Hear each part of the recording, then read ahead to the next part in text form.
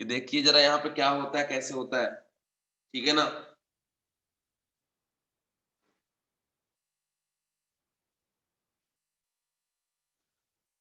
Packing efficiency सबसे पहले आता है 1D, 1D पैकिंग। तो 1D पैकिंग मतलब arrangement of atom molecular ion along a line. Okay, अगर आप अलोंग ए लाइन अरेंज करते हैं तो दो रास्ते के बीच में गैप के साथ रखिए। But this is not compact pack, this is not close pack. हमें क्लोज पैक चाहिए, बढ़िया पैकिंग चाहिए। तो हम क्या करेंगे, एकदम क्लोजली पैक्ड करेंगे, पास पास रखेंगे एकदम।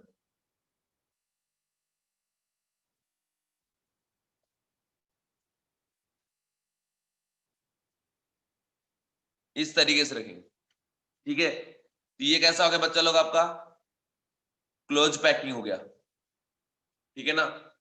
ये हो गया आपका क्लोज पैक्ड, मतलब एकदम पास पास है। दैट इज, इनके बीच का डिस्टेंस क्या है आपका, 2r। तो ये 1D पैकिंग हो गया। वन डायमेंशनल पैकिंग ऐसी होता है कि जब आप एटम को एटम के सामने एकदम टचिंग सिचुएशन पे रखेंगे, तो इस कंडीशन में जाकर बच्चा लोग, इस कंडीशन में जाकर हमारे पास वन डायमेंशनल पैकिंग हो जाता है, ठीक है। और packing along A what, line, along, along a line, ठीक है। और इसमें एक ही पैरामीटर होता है, सिर्फ दो एटम, मतलब दैट इज दो स्फीयर के बीच का डिस्टेंस, और कोई भी यहाँ पे पैरामीटर नहीं होता, वेरिएबल नहीं होता, ठीक है ना। ये बात का आप ध्यान रखिएगा। नेक्स्ट मैं आपको लेके जा रहा हूं 2D पैकिंग के पास। 2D packing, okay. 2D packing that is two dimensional packing, ठीक है। एंड 2D पैकिंग के लिए हमारे पास दो रास्ते हैं, दो ऑप्शन है। एक रास्ता है कि horizontally as well as vertically atom along a line, that is horizontally भी एटम के सामने एटम रखें एंड वर्टिकली भी एटम के सामने एटम रखें, ठीक है। समझ रहे हो क्या मैं कह रहा हूं, कह रहा हूं कि हॉरिजॉन्टली भी एटम के सामने एटम रखें एंड वर्टिकली भी एटम के सामने एटम रखें। तो ये फर्स्ट रास्ता, ठीक है। तो इसके दो रास्ते में, फर्स्ट रास्ते में बताने जा रहा हूं कि each and every layer is horizontally as well as vertically align. That is, देखो ऐसा, मतलब एक एटम हमने लिया, फिर एटम के सामने हमने एटम रखा, फिर एटम के सामने एटम, ये हॉरिजॉन्टली हम रख रहे, हर एक एटम के सामने एटम रखते जा रहे। अब वर्टिकली एटम के सामने एटम, एटम के सामने atom, atom, atom, atom, atom, फिर इधर atom, atom, atom, atom, atom, atom, और ये एटम। देखो इधर, इधर भी एटम, इधर एटम, इधर एटम, इधर एटम, एटम, एटम, और ये एटम, ठीक है। तो कंडीशन ये मेरे बच्चों कि देखो हॉरिजॉन्टली एंड वर्टिकली दोनों अलाउ में क्या है आपका, लाइन, दोनों डायरेक्शन से, हॉरिजॉन्टल डायरेक्शन से भी और वर्टिकल डायरेक्शन से भी। तो ये फर्स्ट टाइप ऑफ अरेंजमेंट हो गया in case of two dimensional crystal system. अब देखे जरा यहाँ पे, यहाँ दो टाइप का यूनिट से निकलता है। एक देखो ये मेनली, ये देखो, ठीक है बच्चा लोग, अभी हम 2D का बात कर रहे हैं, समझ रहे हो ना। 2D का मतलब लेयर के ऊपर लेयर अभी नहीं रखेंगे, अभी सिर्फ मेरा बात हो रहा है 2D का, that is along a plane. मतलब ये रिपीट होते होते जाएगा इंफिनिटी, इधर इंफिनिटी, इधर इंफिनिटी, इधर इंफिनिटी, बट ये ऊपर इंफिनिटी नहीं जाएगा। इस बात का ध्यान रखना, इस कंडीशन को ध्यान में रखना, ठीक है ना। समझ गए क्या, सिर्फ हॉरिजॉन्टली और वर्टिकली ही जाएगा, हर डायरेक्शन में ये जाने वाला नहीं है। इस बात को आपको ध्यान रखना पड़ेगा मेरे प्यारे बच्चों, ठीक है। तो यहां तक के मैंने कंडीशन आपको बता दी। दूसरा, एक और यूनिट से यहां निकलता है। जैसे यहां देखो, अगर हम ऐसे ले लिए, यहां से यहां, यहां से यहां, यहां से यहां, यहां से यहां, ठीक है। तो सुनो, ये भी स्क्वायर यूनिट से लिए, ठीक है। यहां से दो टाइप का यूनिट सेल हम मेनली निकाल रहे हैं। ये भी स्क्वायर यूनिट सेल है और ये भी स्क्वायर यूनिट सेल है, but this is primitive unit cell and this is non primitive unit cell, because यहाँ पे एटम सिर्फ कॉर्नर पे प्रेजेंट है, इसलिए इसको हम लोग प्रिमिटिव कहते हैं। यहाँ पे एटम कॉर्नर पे तो प्रेजेंट है ही, साथ ही साथ इसके बॉडी सेंटर मतलब बीच और बीच में भी है, इसीलिए इसको हम लोग क्या कहते हैं, नॉन प्रिमिटिव यूनिट सेल। तो बच्चा लोग आप यहाँ पे याद रखना, यहाँ पे दो टाइप का, ठीक है, दो टाइप का यूनिट सेल है ना, एक प्रिमिटिव स्क्वायर यूनिट सेल और दूसरा non primitive square unit cell, ठीक है। तो याद रखना कौन कौन सा है, primitive and non primitive square unit cell, ठीक है। अगर आपसे पूछा जाए कि इस अरेंजमेंट बताइए किस टाइप का वॉइड है, type of void form in this type of arrangement, कितने किस टाइप का वॉइड है, तो देखिए सीधा ये कौन सा वॉइड है बच्चा लोग, बताओ जरा, कौन सा वॉइड है, कौन सा वॉइड है, कौन सा वॉइड है। सबसे पहली बात तो सारे वॉइड एक जैसे हैं, सारे वॉइड बिल्कुल एक जैसे हैं, बट आपसे ये पूछा जा रहा है कि बताओ कौन सा वॉइड है, बताओ जल्दी से, आंसर दो, आंसर दो बच्चों, बच्चे लोग सारे बच्चे आंसर दीजिएगा प्लीज, सारे बच्चे आंसर दीजिएगा, बता दीजिए जरा कौन सा वॉइड है। सिद्धि का आंसर आया जो कि बिल्कुल करेक्ट है, सिद्धि आंसर आपका बिल्कुल करेक्ट है। निहारिका का भी आया, बिल्कुल करेक्ट है, ठीक है, बिल्कुल करेक्ट है।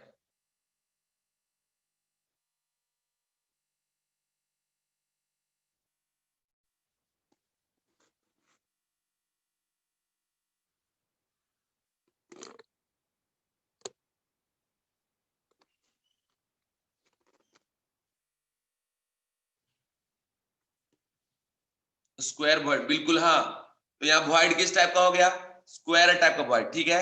बट दो टाइप के यूनिट्स है, प्रिमिटिव नॉन प्रिमिटिव, ठीक है, स्क्वायर प्लेनर वॉइड, ठीक है ना। तो ये बात आप ध्यान रखिएगा कि ये आपका स्क्वायर प्लेनर वॉइड है।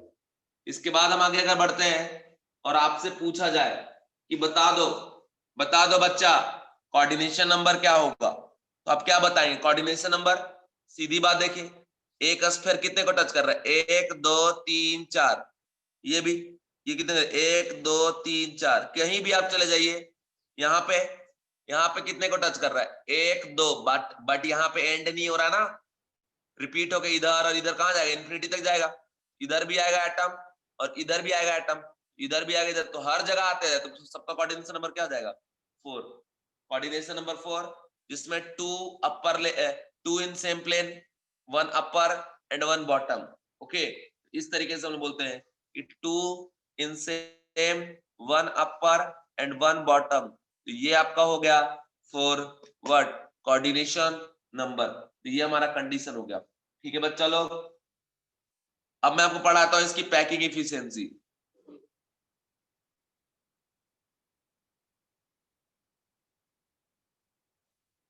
पैकिंग इफिशियंसी है ना, तो पैकिंग इफिशियंसी क्या होता है कि कितना परसेंट स्पेस ऑक्यूपाइड है। तो देखें, हम यहां से एक यूनिट सेल को बाहर निकाल लिए, यहाँ एटम प्रेजेंट है,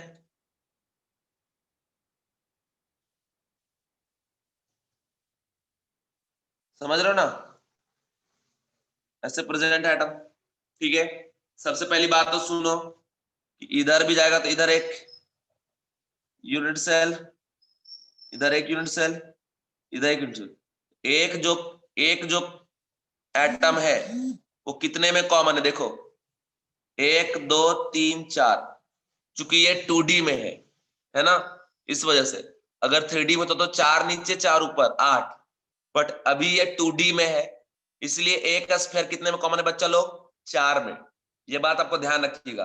और एक बात मैं बता दूं कि हम लोग 2D में वॉल्यूम नहीं देखते, एरिया देखते हैं, एरिया ऑक्यूपाइड, ठीक है, तो एरिया हम लोग देखते हैं, और एटम मॉलिक्यूल आयन को स्फीयर नहीं सर्कल की तरह ट्रीट करते हैं, ये बात आप याद रखिएगा। In in in 2D, in 2D atom, ion और molecule treated as what, treated as circle, ये बात याद रखिएगा, क्योंकि ये 3D में नहीं है बेटा, 3D में नहीं, सिर्फ कहाँ है 2D में।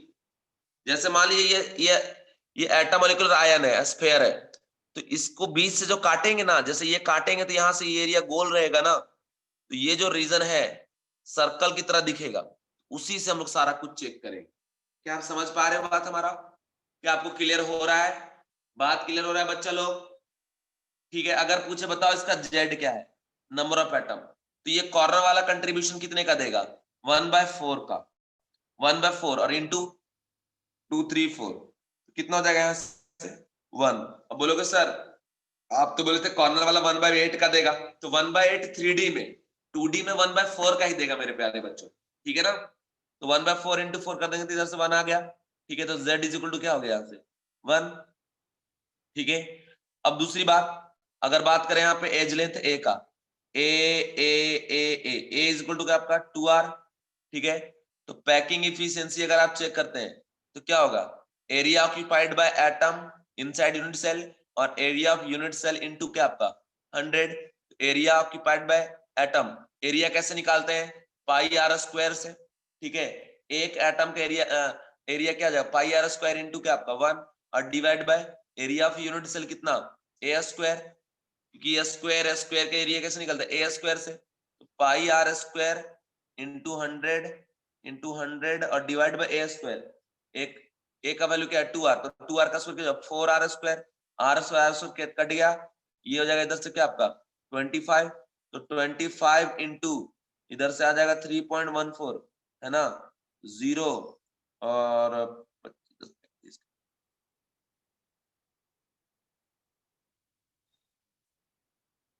78.5%, ठीक है। तो दिस इज पैकिंग इफिशियंसी, समझ रहे हो? बात समझ रहे हैं आप? ये पैकिंग इफिशियंसी आ गया, किस में आ गया? 2D में आ गया। तो ये बात आप ध्यान रखना, समझ गए? समझ रहे बच्चा लोग? बात समझ रहे?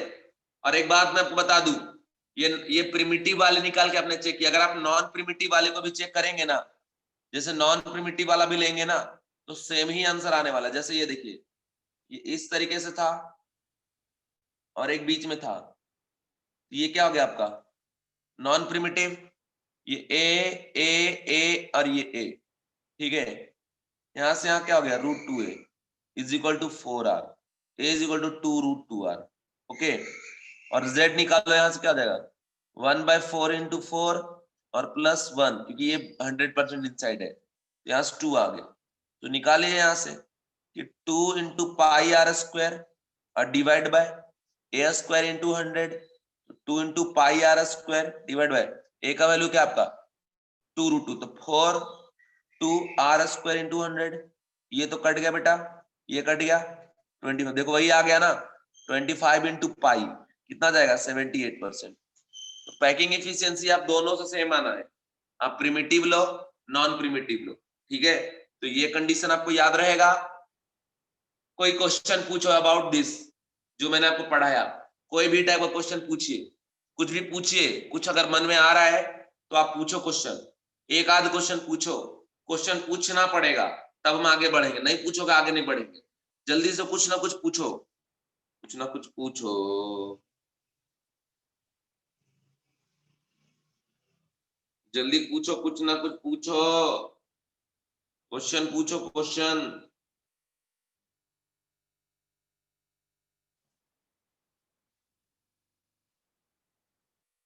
एक बच्चे का मैसेज आया है, देखते हैं क्या लिखा है इसने। इसने लिखा है प्रिमिटिव और नॉन प्रिमिटिव रिपीट करो। सुनो मेरी बात, जब एटम सिर्फ कॉर्नर पे रहता है यूनिट सेल के, उसको बोलते हैं प्रिमिटिव, और कॉर्नर के अलावा भी अगर कहीं एटम प्रेजेंट उसको हम बोलेंगे नॉन प्रिमिटिव। तो आप यहां देख पा रहे होंगे कि एटम कॉर्नर के अलावा बीच में है, तो इसको हम क्या बोलेंगे? Non primitive. और यहाँ एटम सिर्फ कहां पे? कॉर्नर पे, तो ये क्या हो गया? प्रिमिटिव, ठीक है। और एक आध क्वेश्चन पूछो यार, प्लीज यार, क्वेश्चन पूछो यार।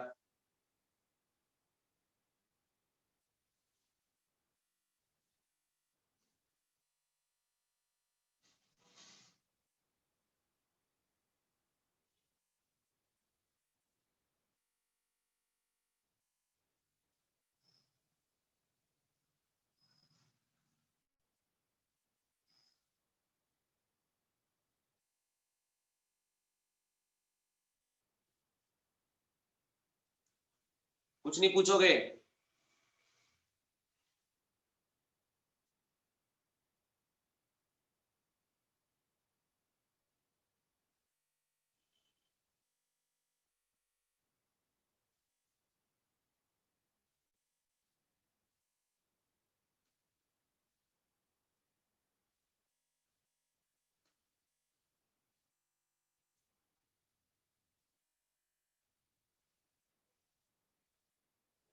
अरे जल्दी बोलो, कोई डाउट है? आगे बढ़े। बड़ी जिद्दी हो यार तुम लोग यार, बोलो जल्दी।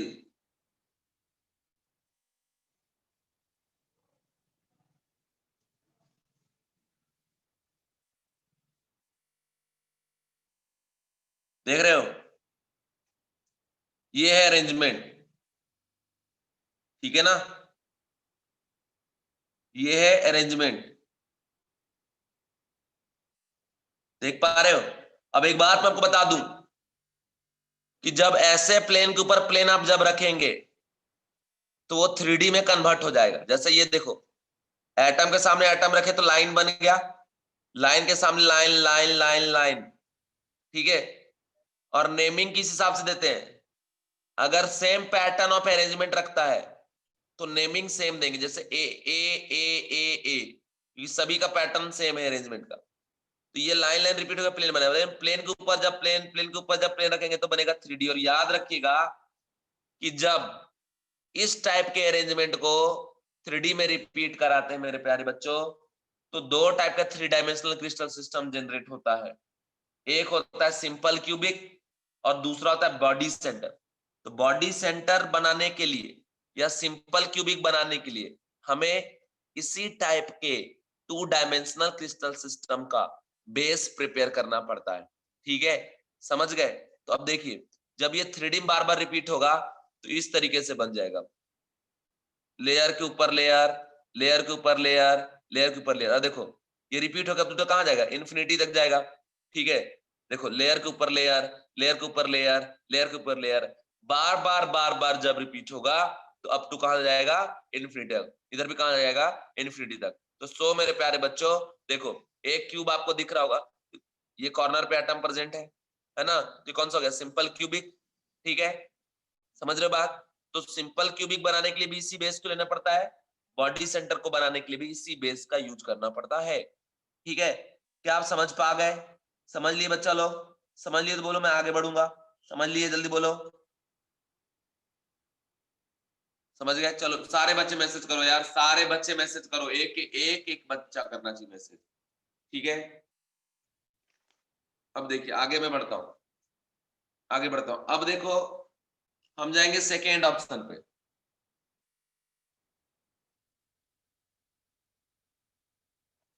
Second option of arrangement, arrangement के सेकेंड ऑप्शन पे यहां देखिए, इसमें जो alternate layer horizontally and vertically aligned, ठीक है ना? अल्टरनेट लेयर एक लाइन पे होगा, ठीक है? जैसे यहां देखिए,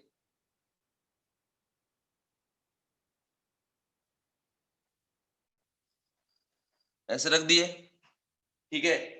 ऐसे रख दिए, बट मैं आपको बताऊं, ये सही नहीं बन पाएगा, तो मुझे बनाना पड़ेगा अच्छे से। देखिए, कंडीशन है,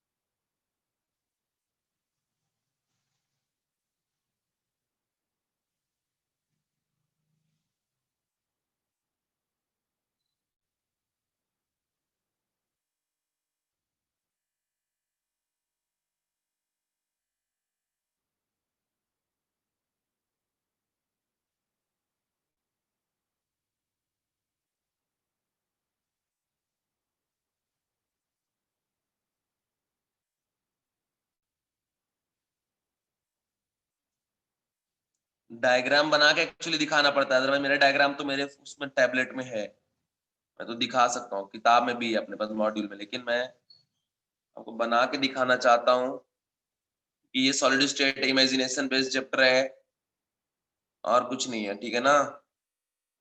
ये आगे देखो, ठीक है। तो हमने कहा हॉरिजेंटली, देखो ये सारे एटम अलाइन है, लेकिन ये देखो अल्टरनेट आ रहा है लाइन, ये देखो अल्टरनेट आ रहा है लाइन, ठीक है ना। तो ये सेकेंड टाइप का अरेंजमेंट हो गया। सबसे पहली बात तो बच्चा लोग कि अगर आपसे पूछे कि बताइए यहाँ किस टाइप का वॉइड बन रहा है, तो फट से आप बता, देखो तीन एटम से मिलकर एक वॉइड जो बने उसको क्या बोलते हैं, ट्रायंगुलर वॉइड। यहाँ पे ट्रायंगुलर प्लेनर वॉइड बन रहा है, ठीक है। ये दूसरे टाइप का टू डायमेंशनल अरेंजमेंट है, ये भी रिपीट होकर अप टू इंफिनिटी, इधर भी इंफिनिटी, इधर भी इंफिनिटी, इधर भी इंफिनिटी। तो एक प्लेन बार बार रिपीट होके अप टू कहां तक जाएगा, इंफिनिटी तक। और मेरे प्यारे बच्चों यहाँ जो यूनिट सेल निकलता है वो आप देखिए, एक नॉन प्रिमिटिव यूनिट सेल निकलता है, और ये यूनिट सेल होता है हेक्सागोनल यूनिट सेल इन 2D सिस्टम, ठीक है। ये अब देखो, ये देखो, तो ये देखिए यहां से यहां देखिए, यहां ऐसे जाएंगे, ऐसे जाएंगे, ऐसे, ऐसे, ऐसे, और ये ऐसे। तो ये क्या आपको दिख रहा है, एक यूनिट सेल दिख रहा है, यूनिट सेल दिख रहा है, लेकिन कहां पे बच्चा लोग, 2D में, नॉट इन 3D, अंडरस्टैंड। तो ये बात आप ध्यान रखना, कहां पे बच्चा लोग जल्दी बोलो, इन 2D, नॉट इन 3D। ये अब इसके ऊपर कुछ नहीं है, सिर्फ एक प्लेन है हमारे पास, ठीक है। अब एक चीज आप देखिए, अगर हम बात करें तो इधर भी एक होगा ऐसा, अगर हम बात करें तो इधर भी, मतलब इधर भी एक हमारे पास होगा ऐसा। मतलब क्या है, एक हमारा जो एटम है वो कितने में कॉमन है, 3 में, 1 2 3। मेरी बात समझ पा रहे हो आप, क्योंकि एक एटम 3 में कॉमन है। 3D में होता, इस जैसे 3 नीचे जा रहा वैसे 3 कहां जाता, ऊपर। तो टोटल कितने में कॉमन होता है, ये 6 में, ठीक है।